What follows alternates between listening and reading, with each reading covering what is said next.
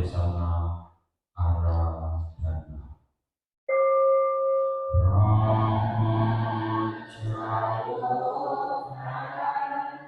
Vibhati Sahampati Patanjali Amabhivara Ayatthana Santi Rasana Paraja Prajatika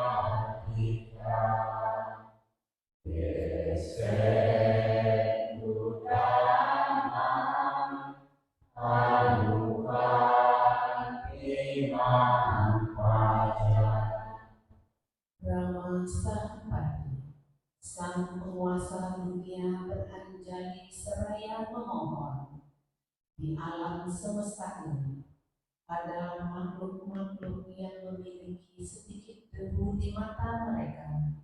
Ajarkanlah dhamma demi kasih sayang kepada mereka.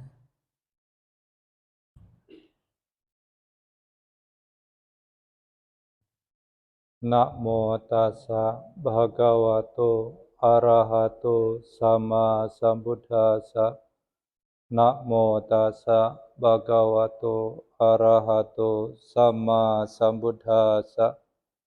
Namo tassa bhagavato arahato sama sambuddhassa. Jiwitang aniyatang maranang niyatanti. Terpujilah Sang Bhagawa yang Maha Suci, yang telah mencapai pencerahan sempurna. Terpujilah Sang Bhagawa yang Maha Suci, yang telah mencapai pencerahan sempurna. Terpujilah Sang Bhagawa yang Maha Suci, yang telah mencapai pencerahan sempurna. Ya, selamat malam. Oke. Kepada Rama-Ramani yang saya hormati, Ibu Bapak, Saudara-saudara yang berbahagia, selamat sore, terimalah salam dalam Dhamma, Namo Buddhaya.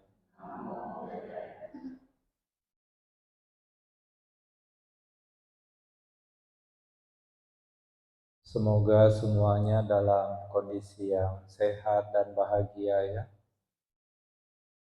Kalau kita sehat, pikiran kita bahagia, apa juga enak. Ya. Mau dengar dhamma, kalau sakit gigi, pusing kepala. Ya.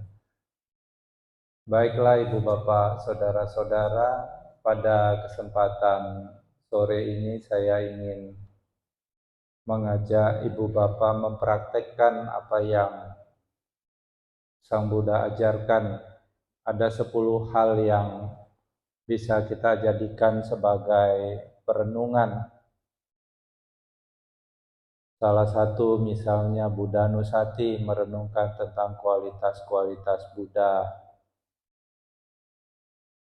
Merenungkan tentang Dhamma, Dhammanusati atau tentang Sangha. Atau bisa juga kita merenungkan tentang kedermawanan yang kita telah lakukan Caganusati. Nah, pada kesempatan ini saya ingin menjelaskan tentang perenungan yang mungkin jarang dipraktekkan, yaitu Marananusati. Apa itu Marananusati? Perenungan tentang kematian. Kalau kita berbicara tentang kematian, apalagi dengan orang-orang tua, wah jangan ngomong kematian lah, ngomong yang lain. Pantang ngomong kematian. Ya toh? Tetapi di dalam ajaran Buddha, Guru Agung kita Sang Buddha ini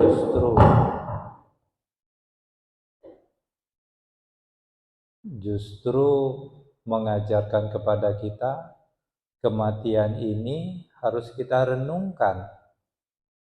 Semakin sering kita merenungkan tentang kematian, ini akan semakin baik Banyak manfaat-manfaat yang bisa diperoleh seseorang yang merenungkan tentang kematian. Bagaimana caranya kita merenungkan kematian? Tentulah semua orang pasti menyetujui, semua orang sependapat, ya toh, bahwa kematian ini tidak bisa dihindarkan. Ada yang yakin tidak akan mengalami kematian? Ada. Semua manusia yakin dirinya pasti akan mengalami kematian. Tetapi kenapa tidak banyak orang yang mau merenungkan kematian? Karena merasa ngeri, merasa takut dengan kematian. Lantas kalau seseorang ngeri, lantas kalau orang takut terhadap kematian, apa dia bisa terhindar? Tidak bisa. Oleh karena itulah Sang Buddha menganjurkan kepada kita, daripada kita terus menghindar, tidak mau membicarakan kematian, toh kematian juga pasti datang. Lebih baik kenapa tidak kita belajar untuk menghadapi? Kenapa? Karena kematian ini sudah jelas satu hal yang pasti. Manusia yang bijaksana jangankan terhadap satu hal yang pasti, terhadap satu hal yang belum pasti saja dia akan melakukan persiapan. Contoh, misalnya kita mau pergi keluar, lihat langit mendung, bikin persiapan tidak? Minimal kita cari payung. Kenapa? Kalau misalnya tiba-tiba nanti turun hujan, tidak ada persiapan payung atau jas hujan, maka kita bisa basah kuyup. Padahal langit mendung apa pasti turun hujan? Belum tentu. Kadang-kadang langitnya sudah mendung, gelap, tahu-tahu disapu angin, awan hujannya hilang, terang lagi. Sering tuh kejadian yang seperti itu. Yang belum pasti saja orang melakukan persiapan-persiapan. Kenapa untuk satu hal yang pasti kita tidak mau melakukan persiapan? Kalau kita terus menghindar juga kita tidak bisa lari. Jadi bagaimana yang paling baik? Ya kita harus belajar menghadapi. Banyak manfaat yang bisa diperoleh seseorang yang merenungkan kematian. Dan Marananusati, perenungan akan kematian ini satu praktek yang saya gemari. Saya selalu merenungkan bahwa kehidupan saya ini sangat tidak pasti. Kematian itu satu hal yang pasti. Ini dari waktu ke waktu. Selalu saya katakan kepada diri saya sendiri, kehidupan saya ini tidak pasti. Kematian ini pasti. Apakah begitu Bante tidak menyumpahi diri sendiri supaya mati? Ya bukan begitu caranya. Ya. Memangnya kalau merenungkan gitu terus cepat mati gitu? Ya, tidak demikian. Kalau kita merenungkan tentang kematian, apa yang harus kita refleksikan? Yang pertama, bahwa tidak ada manusia dimanapun yang sudah dilahirkan di dunia ini bisa terhindar dari kematian. Ini kita harus ingat selalu. Sebagai siapapun manusia kalau sudah dilahirkan, semua makhluk yang sudah dilahirkan akan mengalami kematian. Ini kita harus sadar. Ini yang pertama, bahwa kematian tidak bisa dihindari. Ini kita harus sadar betul. Yang kemudian yang harus kita ingat, kita refleksikan. Kehidupan kita ini, kita punya waktu berapa lama, tidak ada orang yang tahu. Jangan pikir, oh saya masih muda, masih lama. Belum tentu yang muda berarti kehidupannya masih lama. Usia kehidupan manusia ini sangat tidak menentu. Ini kita harus ingat berkenaan dengan kematian. Hidup saya ini tidak menentu sampai kapan. Dan kematian bisa datang dari berbagai macam sebab. Nah ini kita harus ingat. Orang bisa mati karena sakit. Orang bisa mati karena mungkin kecelakaan misalnya, atau orang bisa mati karena usia kehidupannya sudah habis. Banyak cara orang bisa mengalami kematian. Oh, kalau saya sih pastilah mati karena tua. Ada yang percaya begitu? Wah, saya kalau bisa jangan sampailah mati karena kecelakaan. Tidak bisa. Ya. Kalau mau pesan-pesan ke siapa? Matinya mau seperti apa? Tidak bisa. Ya. Inilah ketidakpastian dari kehidupan yang kita harus selalu sadar. Oleh karena itu, kita harus selalu merefleksikan kehidupan kita ini tidak pasti. Kalau kita sadar kehidupan kita tidak pasti, waktu yang kita miliki ini berharga tidak? Berharga tidak? Saudara punya waktu itu sangat berharga. Jadi kalau kita menyadari kehidupan tidak pasti, kita punya waktu ini sangat berharga. Karena waktu ini sangat berharga, kira-kira sia-sia atau bermanfaat kalau kita isi kehidupan kita dengan kebencian. Benci, marah, bersedih. Kira-kira ini bermanfaat tidak? Tentu tidak bermanfaat. Sia-sia tidak kalau kehidupan seseorang diisi dengan khawatir, takut, menyesal. Tentu ini satu perbuatan yang sia-sia. Khawatir, takut, menyesal, benci, marah, dendam. Ketika kematian datang, itu bisa dibawa pulang. Ikut? Tentu tidak. Ya. Jadi oleh karena itu, menyadari kehidupan manusia ini sangat tidak pasti, kita punya waktu sampai kapan, jangan sia-siakan kita punya kesempatan. Saat ini kita bisa berbuat apa? Buatlah yang terbaik. Kenapa? Karena kita tidak tahu kita punya waktu sampai kapan. Ya kan? Ini manfaat merenungkan kematian. Bukan kita takut mati, kemudian panik. Gitu. Bukan. Justru kalau ini kita renungkan setiap saat, kapanpun kematian datang, kita sudah bisa gelar itu namanya keset yang ada tulisannya welcome. Gitu. Kan ada keset itu tulisannya welcome itu. Kalau dewa kematian datang, kita gelar keset. Kenapa baru datang sekarang? Itu kalau orang-orang sudah siap. Kalau saudara mau keluar, lihat langit mendung, payung ada.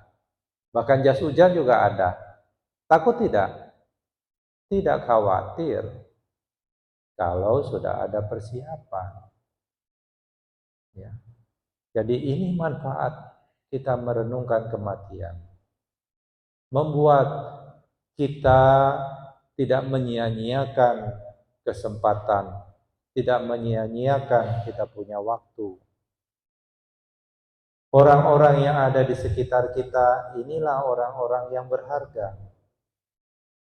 Kita tidak punya kepastian sampai kapan mereka ada di sebelah kita, atau kita ada di sebelah mereka. Betul tidak?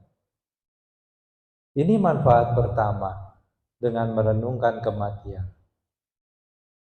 Kita tidak menyia-nyiakan kesempatan. Apa yang bisa kita lakukan? Lakukan yang terbaik. Manfaat yang lain dengan merenungkan kematian, ini akan mengurangi kemelekatan kita. Orang dengan susah payah mengumpulkan apapun yang dianggap menyenangkan. Ketika kematian datang, kira-kira mau dibawa serta? Pastilah kalau punya timbunan emas, tidak mungkin anak cucunya ikut dikubur itu emasnya. Pasti dijual nanti dipakai buat mereka. Jadi apapun yang kita kumpulkan dengan susah payah, ketika kematian datang, suka tidak suka, mau tidak mau, pasti akan ditinggalkan. Oleh karena itu, kenapa tidak kita belajar melepas? Ya. Kenapa? Karena kematian pasti datang. Kalau sekarang kita sudah belajar melepas, dari sekarang kita sudah belajar melepas, latihan melepas, belajar untuk tidak melekat. Ketika kematian datang, kita bisa tadi gelar apa? Gelar keset yang tulisannya welcome. Bukankah ini kematian yang damai? Bukankah satu kematian itu akan indah kalau orang bisa menyambutnya dengan tersenyum? Ya kan? Mau tidak menyambut kematian dengan tersenyum? Buat persiapan. Jivitang anyatang maranang nyatang. Artinya apa? Kehidupan ini tidak pasti. Kehidupan ini tidak pasti. Kematian pasti. Ini kita renungi setiap saat, dalam setiap aktivitas. Kalau lagi benci, ingat kehidupan tidak pasti. Jadi untuk apa saya terus membenci? Kalau saya meninggal dalam kondisi membenci, itu sangat mengerikan. Ini saya bilang sama ibu ini. Kalau dia mati dalam kondisi membenci, dia ingat mantan pacarnya dulu mungkin ya. Kalau dia meninggal dalam kondisi membenci, apa saya bilang? Neraka. Masuk neraka. Masuk neraka ketemu lagi mantan pacar. Penderitaannya double. Iya. Jadi kalau kita ingat kematian ini tidak pasti datang, kehidupan tidak pasti. Kalau muncul kebencian, kenapa saya harus membenci? Jangan-jangan ini kebencian terakhir, mending saya amati saja. Dia muncul dan berlalu. Kenapa saya harus ikuti? Ini manfaat merenungkan kematian. Besar sekali manfaat merenungkan kematian. Ini saya rasakan sendiri. Ini sebagai pengalaman saya sendiri.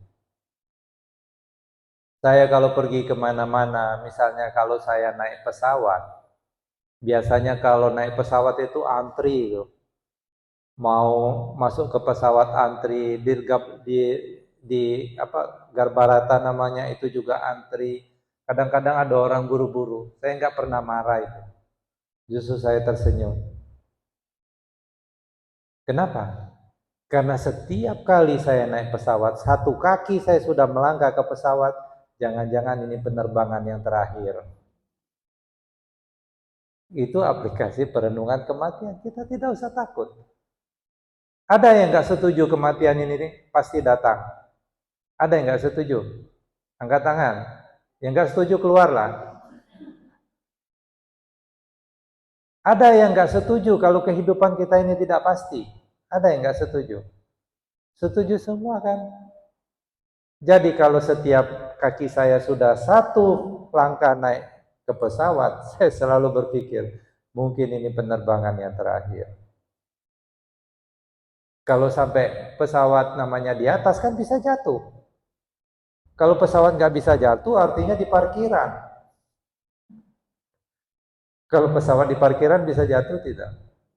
Tidak bisa. Nah, ini cara kita merenungkan kematian. Harus sadar setiap saat. Pada saat berkendara, kita harus sadar. Mungkin ini kita berkendara yang terakhir, jadi hati-hati. Selalu waspada, selalu ingat. Kalau marah, kenapa saya harus marah? Mungkin ini momen terakhir yang saya miliki. Ya. Nah, ini kita harus ingat. Ini manfaat merenungkan kematian, mengurangi kemelekatan. Mengurangi kemelekatan. Ya. Jadi, waktu sangat berharga. Orang-orang di sekitar kita, inilah orang-orang yang berharga.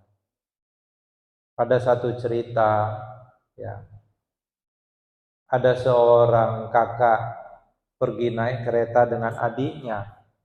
Karena kereta itu penuh sesak, mau naik ke kereta berdesak-desakan, adiknya kehilangan sepatunya. Kemudian kakaknya lihat adiknya kehilangan sepatunya, adiknya dimarah-marahin. Inilah kamu, inilah, nggak hati-hati. Sepatu bisa hilang satu. Dimarah-marahin.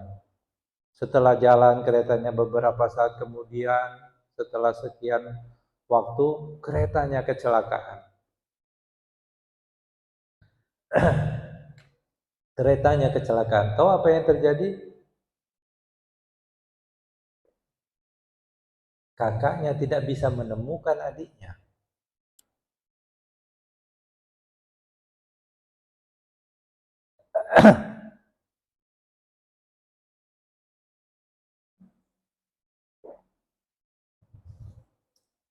Sorry, ini banyak bicara jadi suaranya mulai habis. Jadi apa yang terjadi? Kakaknya tidak bisa menemukan adiknya. Di mana adik saya? Ternyata adiknya tidak ada.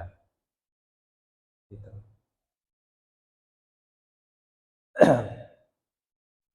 Jadi dari sini kita harus ingat setiap momen itu berharga. Kenapa? Jiwitang aniatang marana miatang. Kehidupan tidak pasti, kematian pasti. Betul toh? Saya sendiri, orang tua saya meninggal itu serangan jantung, kemudian stroke. Stroke serangan jantung. 3 hari di ICU meninggal. Saya punya kakak, belum ada 50 saya rasa umurnya. Waktu tidur tidak bangun lagi karena serangan jantung. Saya sendiri sewaktu di Sri Lanka, jantung saya sering sakit sekali.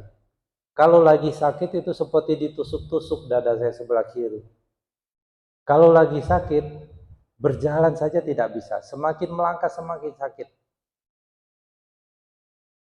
Kalau mengalami seperti itu, menurut saudara apa yang dipikiran? Waduh, saya ini sakit jantung keturunan nih. Betul tidak? Keturunan sakit jantung. Jadi kalau sudah seperti itu, biasanya saya berdiri diam.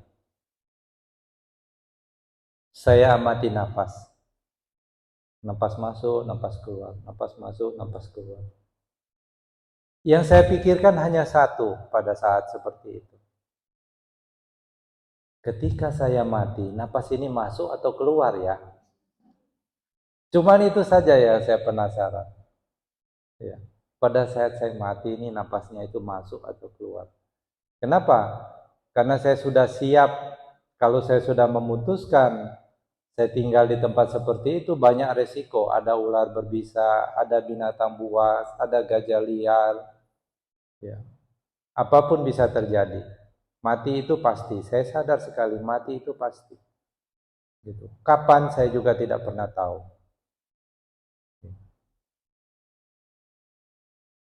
Nah, selang beberapa waktu ada biku teman seorang biku Sri Lanka, kemudian dia bawa dokter saya, diajak ke tempatnya. Dokter bawa alat EKG namanya. Dipasang alat-alat, keluar grafiknya. Dokter teman biku saya ini bilang, "This is very serious.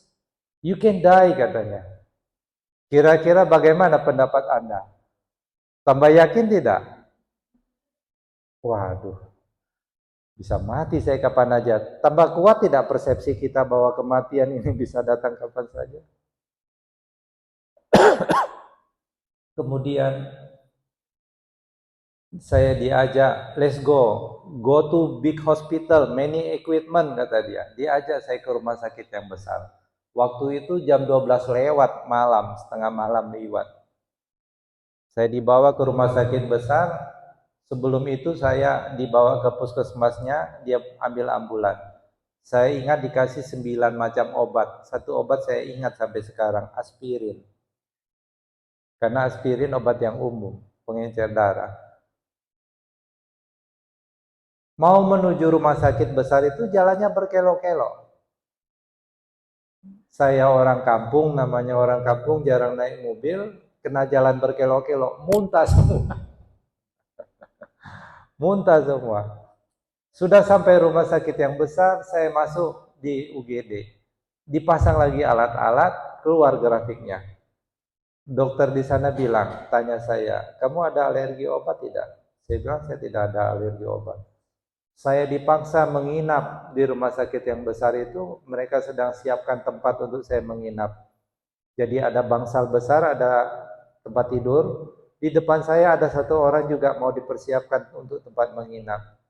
Orang ini dalam kondisi yang parah saya lihat. Kenapa? Dia di ranjang itu, kemudian ada banyak selang-selang, napasnya. Waduh. Dalam hati saya kalau sampai mati di sini nggak keren banget. Saya bilang sama teman biku Sri Lanka, saya nggak mau nginap sini, saya mau pulang ke kuti saya. Jauh-jauh saya datang di Indonesia, mati di sini, wah nggak keren sekali. Saya pulang ke kuti saya. Tengah malam, hampir jam 1 tengah malam saya jalan kaki sepanjang jalan.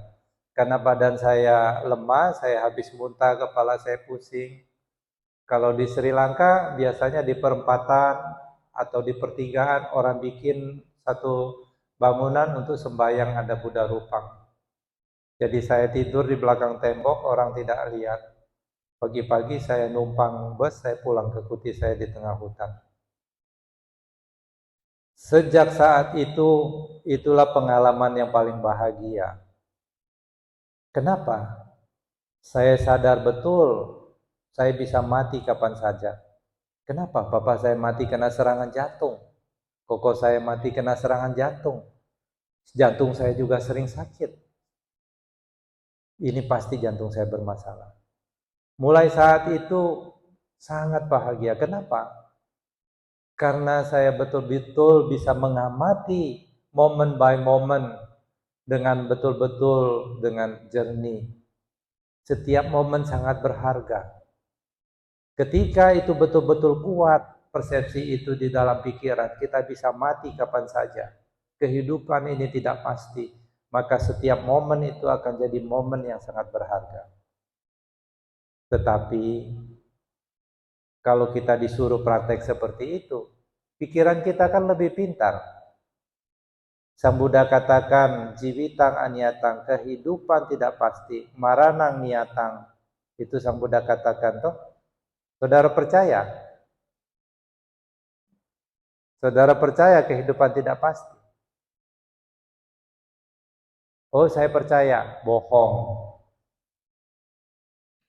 Kalau saudara misalnya pergi ke satu orang peramal yang katanya sangat jitu, saudara diramal, kamu hidupnya tinggal 3 hari lagi, ada rasanya tidak? Ada rasanya tidak? Pasti saudara tidak enak makan, enak tidur toh. Ramalan orang ini nggak pernah meleset. Kamu hidupnya 3 hari lagi, ada rasanya tidak? Itulah persepsi tentang kematian yang sesungguhnya. Kita sering sakit dada kita, periksa ke dokter. Kamu kena kanker stadium 4, 3 hari lagi paling nyawa kamu. Ada rasanya tidak? Muncul bagaimana perasaan kita. Inilah persepsi tentang kematian yang harus kita kembangkan. Kalau Sang Buddha katakan kehidupan tidak pasti, kematian pasti, semua orang juga sudah tahulah Bante. Nggak ada rasa apa-apa. Tidak terdorong untuk kita betul-betul menghargai orang-orang di sekitar kita ini begitu penting. Tidak merubah karakter kita. Kenapa? Karena itu hanya sekedar manipulasi pikiran. Kita tahu tapi kita tidak betul-betul sadar bahwa kematian bisa datang kapan saja. Ya kan? Tapi pengalaman saya waktu itu saya sadar sekali kematian bisa datang kapan saja. Karena saya betul-betul sadar setiap momen sangat berharga. Kadang-kadang muncul kejengkelan dalam diri saya. Ketika saya menyadari kejengkelan ini, kenapa saya harus jengkel? Mungkin ini kejengkelan yang terakhir. Habis ini saya mati, untuk apa juga saya jengkel? Amati kejengkelannya. Ketika melakukan demikian, kejengkelannya hilang. Kalau saya sedang nyapu, mungkin ini nyapu saya yang terakhir. Habis ini mungkin saya mati. Jadi kenapa tidak saya nikmati proses menyapu ini? Menyapu dengan penuh kesadaran berbeda dengan menyapu karena kewajiban. Iya kan? Wah, Mas Marsudi, capek. Tidak ada orangnya. Capek. Kenapa? Kewajiban. Kalau berantakan, waduh, Romo bisa marah ini. Jadi kewajiban. Beda. Kalau kita mengerjakannya dengan sepenuh hati. Mungkin ini momen terakhir. Mungkin ini pekerjaan terakhir. Mungkin ini permasalahan yang terakhir. Jadi kenapa kita harus khawatir berlebihan? Ini manfaat merenungkan kematian. Ya. Jadi ketika kita sedang stres, kita marah, kita ingat, hidup ini tidak pasti, kematian pasti. Masa iya saya mau mati dalam kondisi marah? Kalau mati dalam kondisi marah, membenci, ingat, masuk neraka. Masuk neraka. Ya. Jadi ketika benci, ingat, kenapa saya tidak mengamati kebencian ini? Mungkin ini momen terakhir. Nah, ini manfaat merenungkan kematian. Lanjut cerita yang tadi. Jadi akhirnya senior saya dikasih tahu, biku senior saya. Biku senior saya itu wasanya satu wasa dengan Bante Sukemo Upajaya saya. Saya juga bisa masuk ke hutan berkat beliau yang membimbing saya. Beliau datang jauh-jauh datang ke kuti saya. Kamu sakit katanya, ayo kita pergi ke kardiologis, dokter spesialis jantung. Aduh Bante nggak usah lah, nggak usah repot-repot. Saya sebetulnya tidak mau, tapi didesak terus ya akhirnya saya pergi. Pergi ke kota, periksa di dokter spesialis jantung, dipasang alat-alat. Terus di USG, keluar gambar-gambar segala macam. Dokternya bilang, ini dokter umum biasanya suka salah baca grafik itu di poin ini, kata dia. Orang seperti kamu seharusnya nggak ada masalah jantung lah kalau meditasinya benar, kata dokternya. Ini nggak ada masalah. Sejak dengar itu persepsi kematian saya hilang. Waduh, saya masih panjang umur nih kalau gitu. Begitu persepsi kematiannya hilang, mulai batin saya membodohi diri saya lagi. Wah, berarti saya masih panjang umur. Kebahagiaannya juga hilang. Kenapa? Karena kita pikir kita masih punya waktu yang panjang. Inilah kebodohan batin. Ya. Jadi supaya batin kita tidak bodoh, ini harus kita ulang-ulang. Kehidupan tidak pasti, kematian pasti. Ya. Ada peribahasa dalam bahasa Jepang yang saya sangat suka. Ichigo ichie. Ichigo ichie. Setiap momen itu satu momen yang berharga. Oleh karena itu, ya, kita jangan menyia-nyiakan waktu. Kehidupan tidak pasti. Ya. Merenungkan kematian ini akan membuat kita lebih bahagia kalau kita merenungkan dengan cara yang benar. Waduh, saya mau mati nih, bagaimana nih? Ya. Kalau kita sampai takut, kita khawatir, berarti cara merenungkan kita yang salah. Suka atau tidak suka, ketika kematian datang, kita tidak bisa menghindar. Kita tidak bisa sogok kematian ini dengan harta kekayaan. Ambillah semua barang milik saya, pokoknya saya jangan mati dulu. Tidak bisa. Kasih saya waktulah 1 minggu lagi, saya mau berbuat baik sebanyak-banyaknya. Tidak bisa.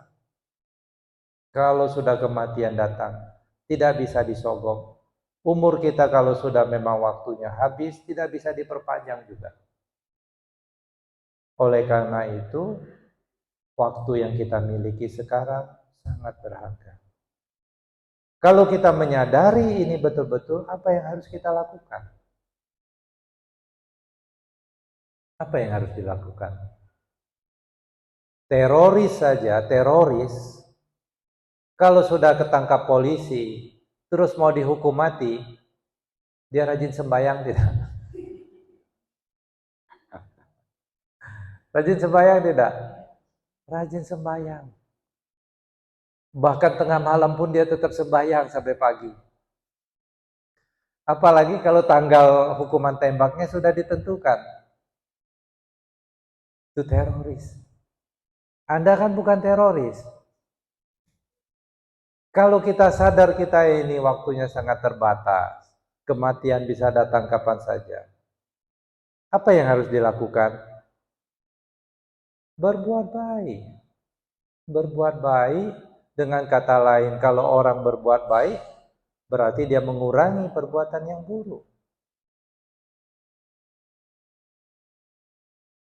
Disadari atau tidak disadari, kematian ini sedang merambat ke dalam diri kita sendiri.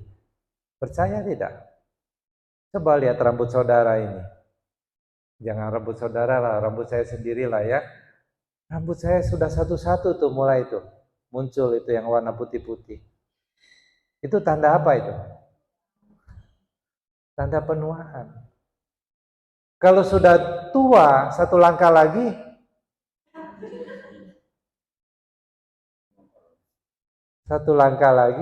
tapi ingat, jangan pikir orang tua mati duluan loh. Nah, hati-hati nih anak muda ini. Ya. Tetapi kalau normal usia kehidupan manusia maksimal berapa? 80. Tinggal kuranginlah. Misalnya saya 50 misalnya. Berarti 80 kurang 50, 30 lagi. 30 itu tidak terasa, hanya berapa minggu 30 tahun itu. 1 tahun ada yang terasa lama nggak tahun 2024? Aduh lamonyo tahun 2024 ini. Kalau ada yang berpikir begitu, hidupnya banyak menderita ini tahun ini. 2024 nggak terasa. 1-2 hari lagi kita ganti 2025. Waktu cepat sekali. 5 hari duduk, perasaan baru kemarin. Ini udah 5 hari ternyata. Saya pikir kemarin baru hari Jumat dengar itu masjid ramai-ramai. Ternyata katanya sudah minggu. Enggak terasa. Cepat sekali waktu berlalu. Ya. Jadi marilah kita sebagai umat Buddha belajar untuk menghadapi kematian. Tidak perlu takut dengan kematian. Tapi juga jangan nantang-nantang kematian ya. Kalau orang cari mati itu pasti banyak masalah hidupnya. Mungkin banyak utang, stres. Biasanya orang-orang begitu cari mati. Kalau kita ini wajah-wajahnya kan orang-orang yang bahagia semua ini. Gitu. Kematian pasti datang, tidak usah dicari. Tetapi kalau dia datang, kita harus gelar keset welcome. Gitu. Kenapa? Kita sudah siap. Kenapa nggak datang dari kemarin? Nanti sudah dijemput sama kereta kuda. Mau pilih naik yang kereta yang mana? Orang-orang seperti ini dia sudah siap. Jadi kalau kita merenungkan kematian, terus kita takut, kita khawatir, berarti kita belum banyak melakukan perbuatan-perbuatan yang baik. Orang kalau yakin bisa berkata dengan dirinya sendiri, saya ini orang baik. Ketika kematian datang, dia akan melakukan itu tadi. Gelar karpet tulisannya welcome. Tetapi kalau orang sadar dirinya masih belum menjadi orang yang baik, banyak perbuatan yang buruk yang dilakukan, ketika kematian datang dia khawatir, dia takut. Jadi supaya tidak khawatir, tidak takut, apa yang kita harus lakukan? Kusala supasampada, berbuat yang baik. Jangan berbuat yang buruk. Dan selalu kita umat Buddha diingatkan, setiap perbuatan baik maupun perbuatan buruk, itu semua berawal dari pikiran kita sendiri. Jadi mensucikan pikiran, membersihkan pikiran, ini tidak bisa tidak harus kita lakukan. Kemarin kita sudah latihan meditasi sampai hari ini sudah 5 hari. Ini satu upaya untuk membersihkan pikiran kita. 5 hari kalau berbuat baik sungguh-sungguh, bermeditasi sungguh-sungguh. Kalau misalnya kematian datang, kita tidak khawatir.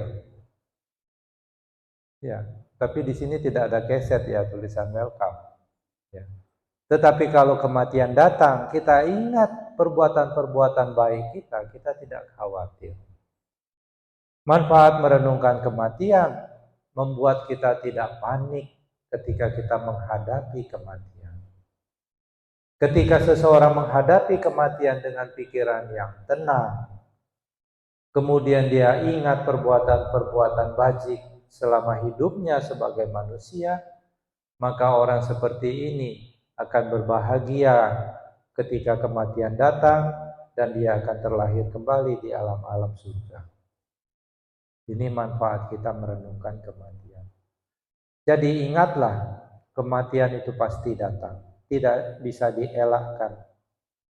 Dan ingatlah, kapan kita akan mengalami kematian, kita tidak pernah tahu. Bisa pagi, bisa petang, bisa sore, bisa malam, tidak pernah tahu. Tetapi dengan perbuatan-perbuatan bajik yang telah kita lakukan, dengan pengertian-pengertian yang kita miliki ini, akan membuat kita menjadi tenang. Suka tidak suka, siap tidak siap, ketika kematian datang kita harus jalan. Ini yang harus kita mengerti sebagai umat Buddha. Oleh karena itu, renungkanlah. Terus-menerus kita diingatkan. Terus-menerus kita harus mendidik batin kita sendiri untuk siap menghadapi kematian. Ketika kematian datang, tidak ada kata lain yang bisa kita ucapkan selain welcome. Itulah yang ingin saya sampaikan. Semoga umat Buddha di Sumatera Selatan ini khususnya semakin maju di dalam Dhamma. Satu kebahagiaan buat kami para biku melihat umat Buddha sangat berbakti, kemudian semangat untuk belajar Dhamma dan mempraktekkan Dhamma. Kalau umat Buddha semangat untuk belajar Dhamma dan praktek Dhamma, maka apa yang diajarkan oleh Sang Buddha itu bermanfaat untuk banyak orang. Tapi kalau cuman belajar tapi tidak praktek, ya punya resep tapi tidak dipraktekkan, tidak bisa bikin kenyang. Ya, itulah yang ingin saya sampaikan. Saya ucapkan terima kasih. Sabisata bhawatu sukhitata. Semoga semua makhluk hidup berbahagia.